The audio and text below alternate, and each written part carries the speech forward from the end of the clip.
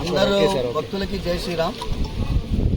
ఇవాళ చిలుకూరు స్వామివారి దేవాలయానికి అత్యంత సమీపంలో ఉండేటటువంటి ఒక సంఘటన జరగడం వల్ల అందరూ ఇక్కడ ఉద్రేకపడి రావడం జరిగింది.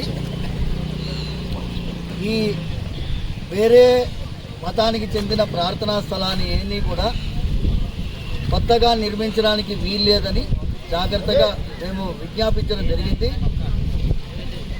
ముఖ్యమైనటువంటి వక్ఫ్ బోర్డు అధికారులు, మన పోలీస్ యంత్రాంగంలో ఉండేటటువంటి ఉన్నతాధికారులు వారందరూ కూర్చొని సమావేశం చేసుకున్నాము.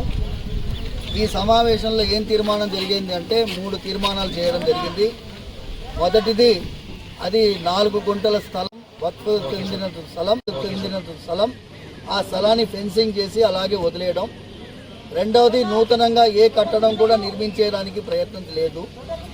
మూడవది, అక్కడ ఎటువంటి నమాజ్ కానీ ప్రార్థనలు కానీ చేయడానికి అవకాశం లేదు. ఇవి 3 నిర్ణయాలు తీసుకోవడం జరిగింది.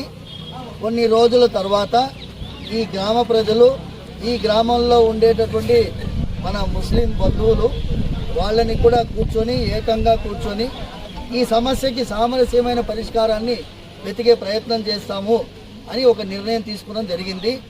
ఇవాళకి ఈ విషయం సద్దుమణిగింది అని భావిస్తూ మీ అందరికీ కూడా ఈ విషయాన్ని తెలియజేయాలని పత్రికా ముఖంగా, మీడియా ముఖంగా మీ అందరికీ ఈ విషయం తెలియజేయాలని సర్వే జనా సుఖినో భవంతు ఈ వీడియో రిలీజ్ చేయడం జరిగింది. సర్వే జనా సుఖినో భవంతు, సమస్త సన్మంగళాని భవంతు.